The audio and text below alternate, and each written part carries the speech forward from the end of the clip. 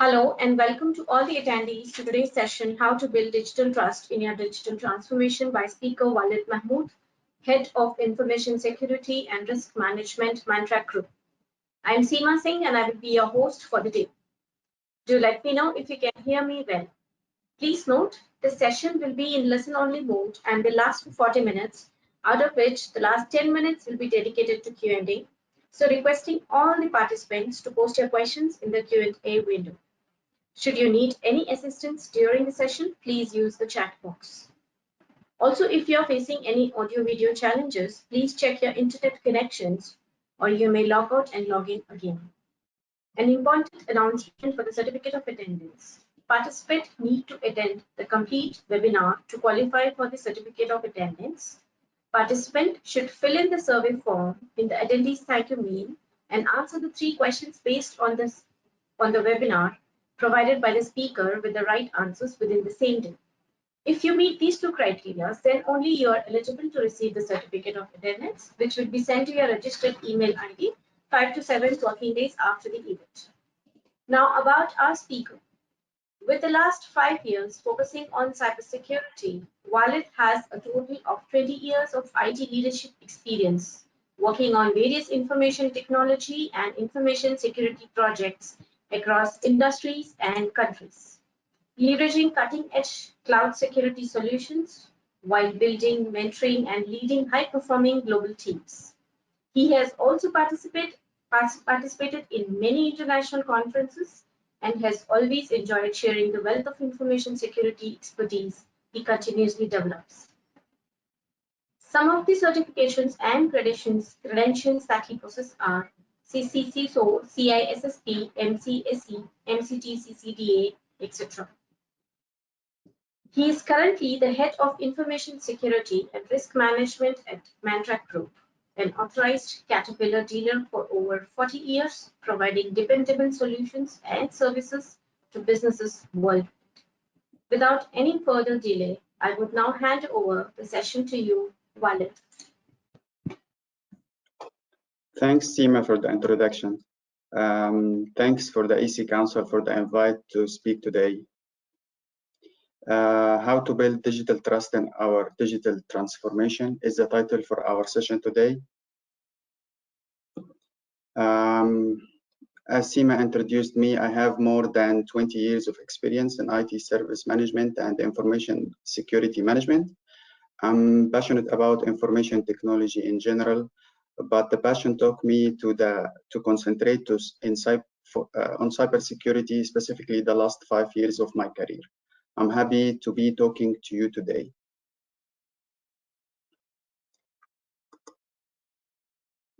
Before sharing with you the agenda and the subtopics to be covered today, I will give a quick high-level introduction on the digital trust.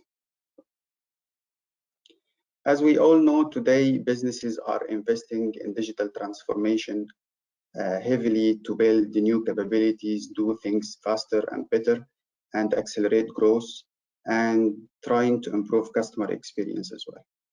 But the rising cyber risks could undermine digital initiatives by harming the digital trust.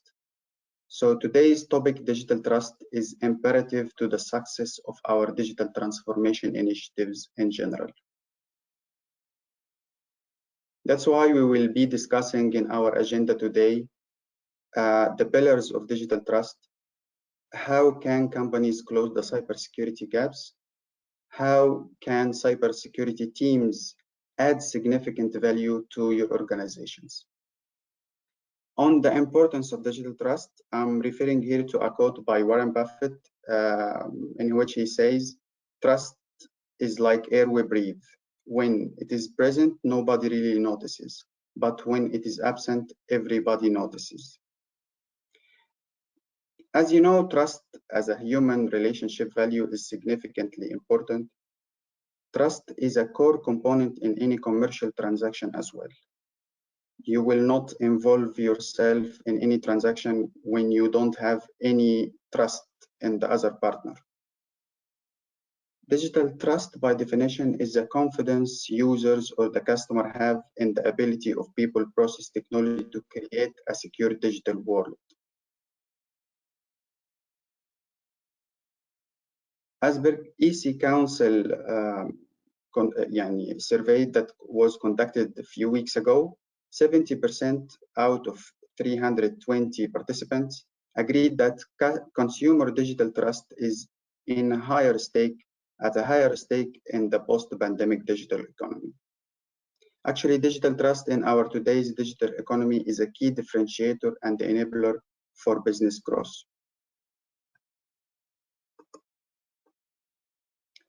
Thus, the pillars of this digital trust that we have to build and maintain are transparency and accessibility, ethics and accountability, responsibility, privacy and control, security and reliability. And we will look into the details of each pillar in the following slides. On transparency and accessibility, we have to have clear company offering, which means enabling customer to easily evaluate your company and its offering. When the customer comes to you through your website or whatever digital channel, he has to find clear information about your business and how and what you are offering. Clear business terms means making business terms such as additional fees, privacy notices, terms of service readily accessible and unambiguous and easily to be understood. Clear supply chain. What's meant by clear supply chain is providing line of sight into supply chains. Because today's customer demands immediate delivery of goods and clear clear tracing capability.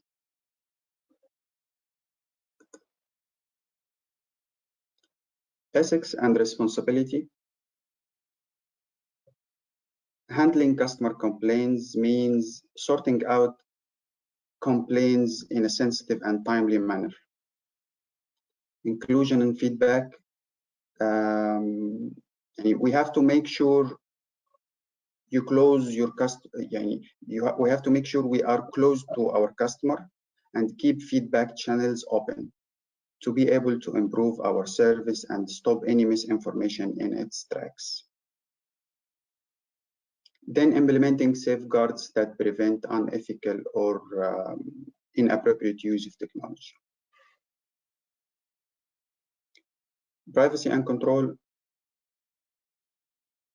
In privacy and control, and specifically on personal data control, you have to put control of personal data in the user or in the customer hand. Make sure user knows his rights when it comes to personal data. Try to be informed, try for rectification, right for erasure, and so on. On customer data quality, improving the accuracy of the customer data is important to customer relationship management, and it is one of the data privacy rights of the customer as well. So we have to keep our customer data updated and adequately maintained at all times. The last point, talking about the due care of personally identifiable information and the security we have to have in place to protect them. The fourth pillar in our digital trust pillars is security and reliability. First thing here is identity access management, or rather client identity access management is essential for digital transformation and digital trust as well, as it helps verifying the identity of people claiming to be customers or providers to reduce impersonation attacks and frauds and so on. Also, identity access management helps organizations identify the customer across the business relationship lifecycle and facilitating more personalized customer experience. Protect your customer identities against fraud. Yeah, we can do that by using automation and artificial intelligence to manage identity risks and reduce errors of frauds, for example. And that's by, for example, by proactively alerting users or customers in the event of suspicious account activity that's happening on their accounts. And finally, reliability. Reliability is defined as a probability that a system or a service will perform at its intended function adequately for a period of time. Reliability actually is more than availability. It is dependability and the quality over time, and durability withstanding higher demands.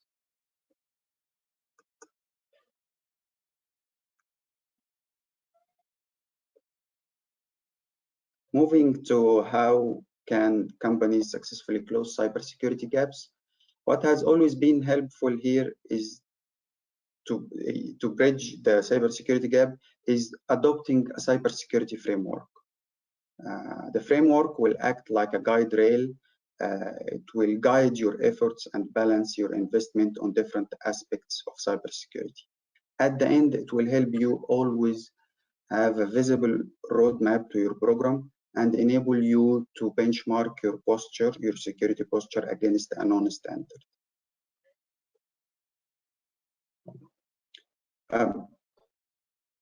Organizations need to consider, as we can see in this table, specific action items for different cybersecurity segments to create 360-degree digital trust. As outlined in this table, detailing the NIST cybersecurity framework, where the approach to cybersecurity should be on different aspects in parallel, as we can see the 5 aspects of the NIST cybersecurity framework. In the identification phase or identify phase, we identify the information assets that we should protect.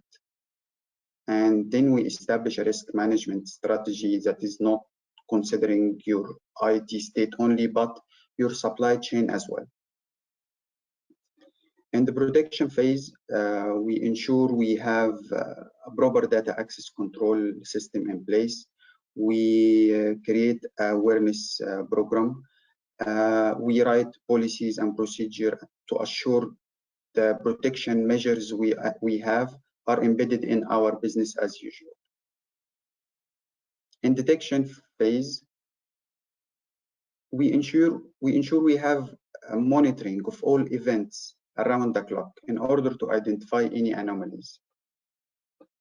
Then we have to make sure we have effective incident response program and measures in place to ensure cyber attacks cannot interrupt the critical business operation. In the recover phase, the final phase, we ensure we have adequate recoverability capability in all our critical IT systems that satisfies the business continuity objectives. Anticipating, withstanding, and adapting to the cyber attacks leads to something called cyber resiliency. Once there is a cybersecurity program in place with people, process, technologies following a cybersecurity framework, it will increase the ability of the business to withstand cyber attacks, reaching what is called cyber resiliency. Cyber resiliency is an evolving perspective that is rapidly gaining recognition. The concept of cyber resiliency essentially brings the areas of information security, business continuity, and organizational resilience together.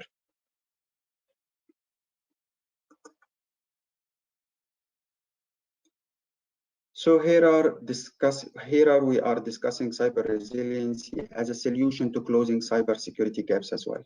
Cyber resiliency, as we said, refers to an entity's ability to continuously deliver intended outcome despite the adverse cyber events.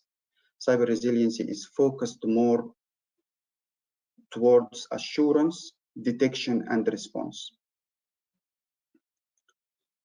To know how to achieve cyber resiliency, we have to know the elements of cyber resiliency, which are manage and protect, identify and detect, respond and recover, and then govern and assure. The first element of cyber resiliency or cyber resiliency program is manage and protect. It involves being able to identify, assess, and manage risks associated with network and information systems, including those across your supply chain as well.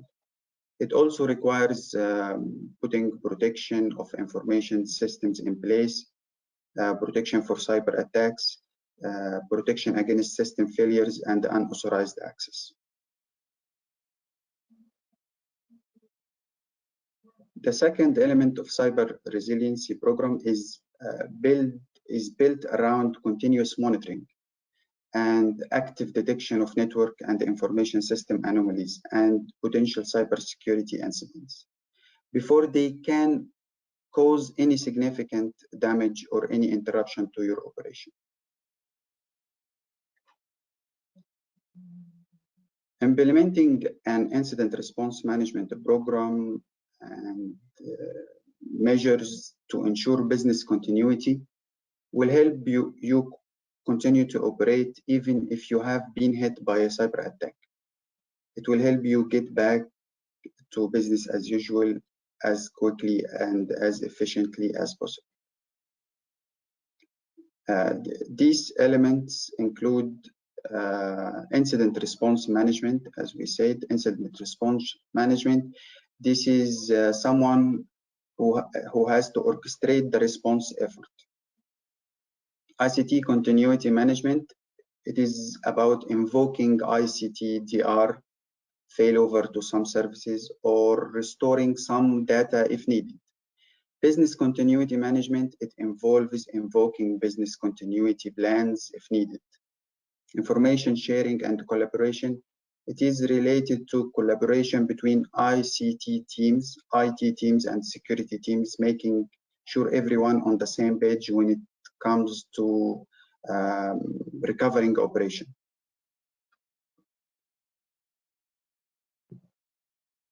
Final element in the cyber resilience is govern and assure.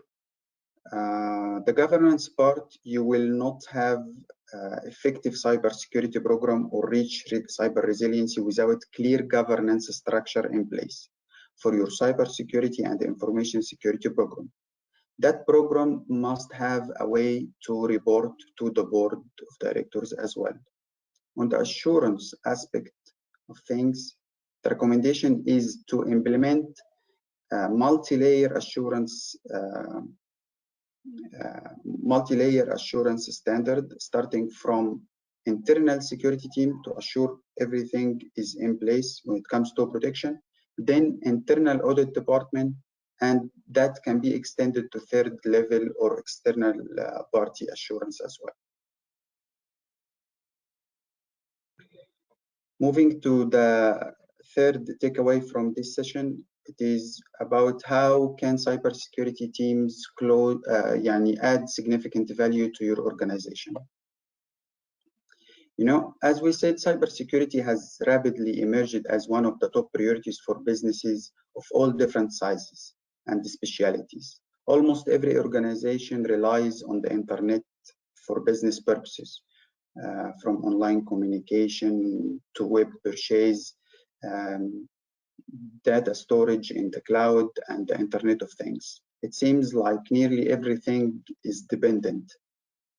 No business can afford living in our digital economy today without seriously addressing cyber risks.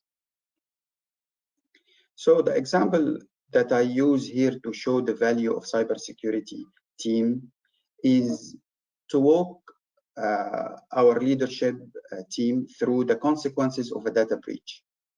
In our world today, we have more than 120 countries with strict laws and regulation to data protection, and where the average of data breach cost 3.8 million as per a recent research by IBM survey. So finally, no organization can grow without customer trust and loyalty. And we have seen a healthy security posture is a cornerstone for digital trust. And here lies a big value of the cybersecurity teams. Digital trust is given only to companies who have shown their users that they can provide safety, privacy, reliability, and data ethics with their online programs. And with that, I have came to the end of my session today, and thank you for your attendance, and I hope it has been informative. And now we can hand over to Seema for the question and answer part. Thank you, Walid.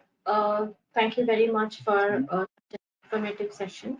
It was a very interesting webinar, and I hope all the attendees have enjoyed this presentation, and we hope it was worth your time. So if you're interested to learn more about our programs, we would be conducting a poll that will be shown on the screen now, and then we can start with the Q&A session.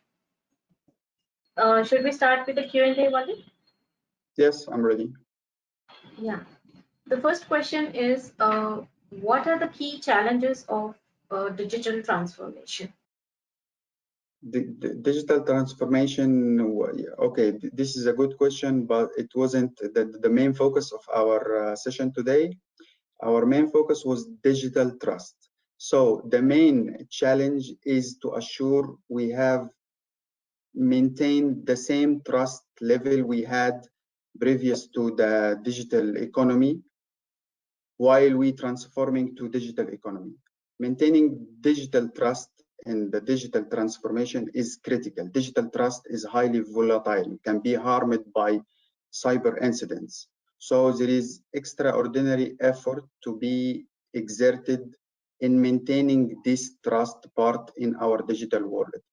Hope this is an answer to the question. Thank you, Walid. The next question is, what are the barriers that usually block the path to transformation? The barriers to block the transformation in general? Yes.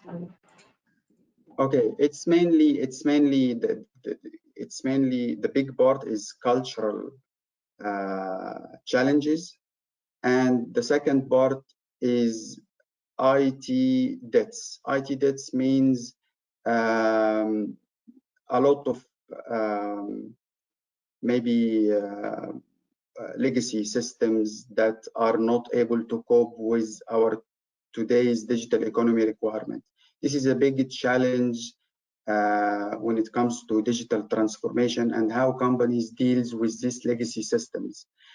Especially after the pandemic, most of the big companies has been forced to accelerate their digital transformation.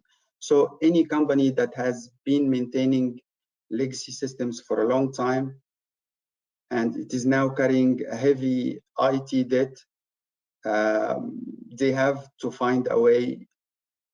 I mean, they have a challenging path to digital transformation that they have to take as soon as possible. Thank you, Walid. The next question is, how well can an organization engage its business processes to build digital trust? Okay, as we have highlighted in our four pillars of digital trust,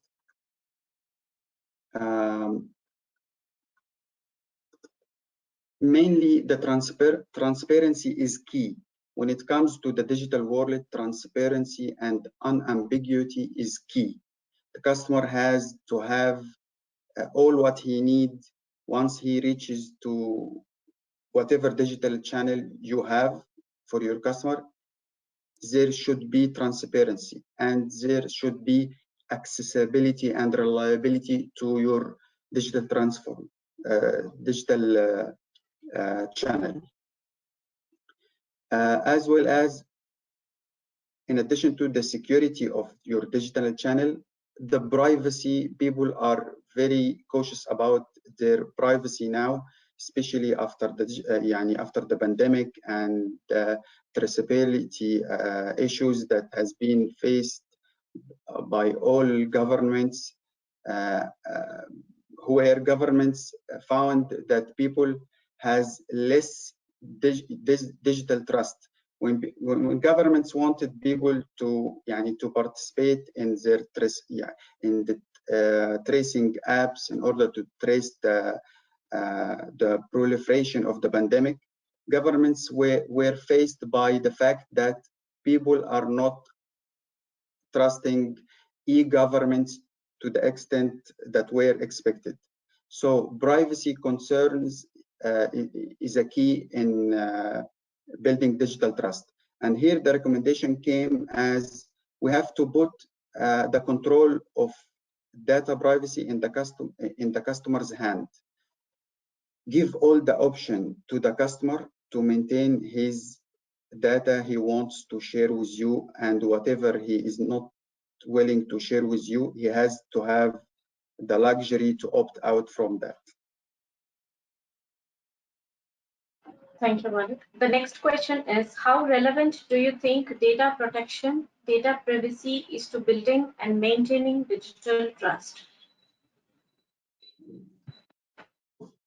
It is key, as we said.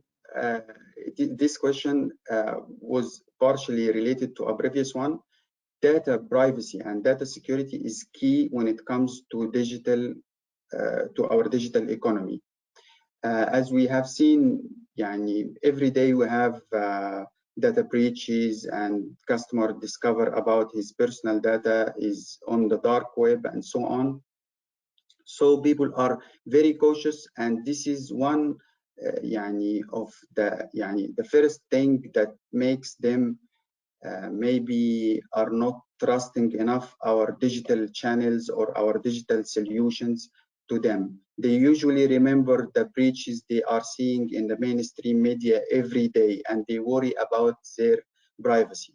But once the customer comes to your website or to your digital channel and find you taking the appropriate care about data privacy, you giving him data privacy notice, you are telling him about his rights, how to rectify his data, how to opt out and exercise his right for data erasure. Once he has this visibly and unambiguously communicated to him, he starts giving your business the required amount of trust that gives him the move to proceed with business transaction with you. Thank you, Walid. The next question is, what is the full form of IAM and CIAM? Oh, okay, thank you. This is a very good question. IAM, Identity Access Management. Identity Access Management is the authentication and authorization system in businesses. This is the business that authenticate user and give him access across different business platforms.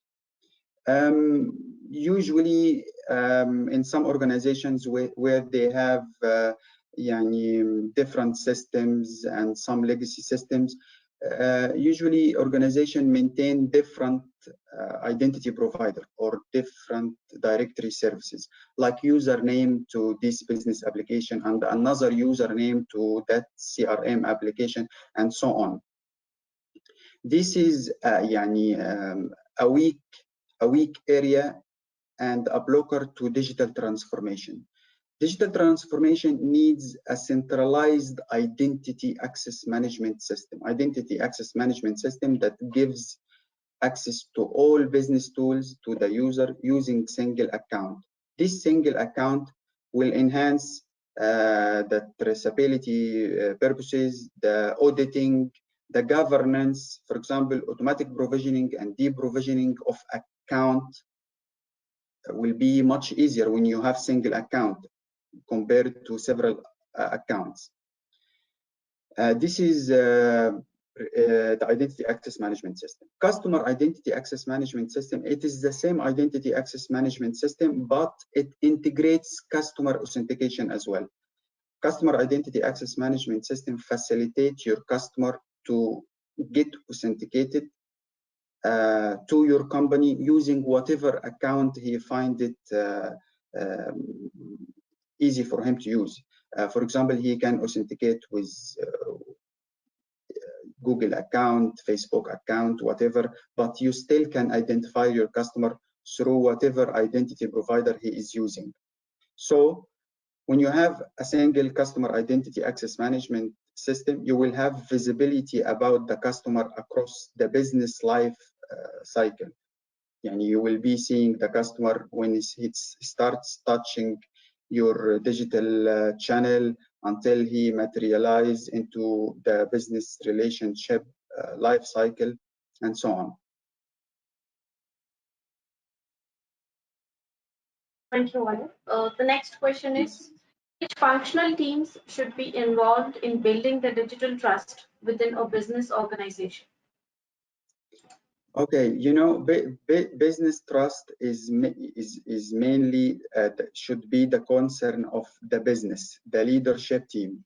They have to give their support and drive to digital trust because it is a multidisciplinary issue that will need more than department to participate in.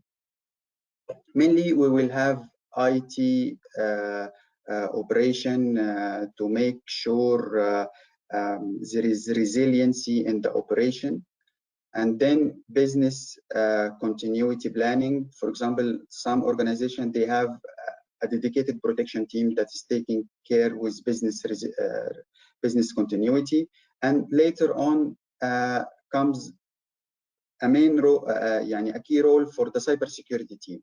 The cybersecurity team will add this cyber resiliency, which is part of the bigger business resiliency thing. So the cybersecurity team will assure the organization and will build the capability to withstand any cyber attack, to respond effectively to any cyber attack, and make sure he is able to recover business operation if it has been affected by any cyber attack. So it will be the cybersecurity team, the IT operation team, the business leadership team, the business continuity team as well. Thank you, Walid. One more question. A few countries where there are no data privacy laws in place, how can they rely on digital trust? Okay, you know, these countries that didn't yet put in place the adequate regulation for protecting the customer data, personal data, is actually, they will suffer mainly from the lack of investment in the IT sector in their country. You know, when large organizations want to move in or to open a branch in a certain company, a certain country, they have to make sure there are laws and regulations that will protect their customer data when they operate in these countries. So it is really a weak point that a country doesn't still have in a data privacy law till today. It will affect the IT sector in this country, and definitely the building digital trust in such countries will be a bit difficult, but it will be very challenging for businesses that they want to build their own digital trust. It will be their own effort that they have to exert extra effort to convince their customers that this specific business is doing extra effort of its own to protect user personal data and build its own digital trust. Thank you, Molly. The next question is how CISOs can help drive their business using the digital trust. Okay, this is a very interesting question. Thank you. This is by participating in driving the effort to really building digital trust, educating all business lines about the importance of digital trust. You know, many companies are having a very good level of customer loyalty that they have built over tens of years, for example, but they are not realizing the risk of losing that trust in the digital world. So this is the challenge and the role of a CISO to clarify to the leadership team about what is digital trust, how digital trust can easily be harmed or lost in the digital world of today. And he has to drive the right investment in order to build or to put the requirement in place as per the pillars of digital trust in his company. Thank you so much, Walid. I think we have taken almost all the questions, and I think we have come to the end of the session. We don't have any more further questions. Okay, Thima. Thank you very much. So thank you so much.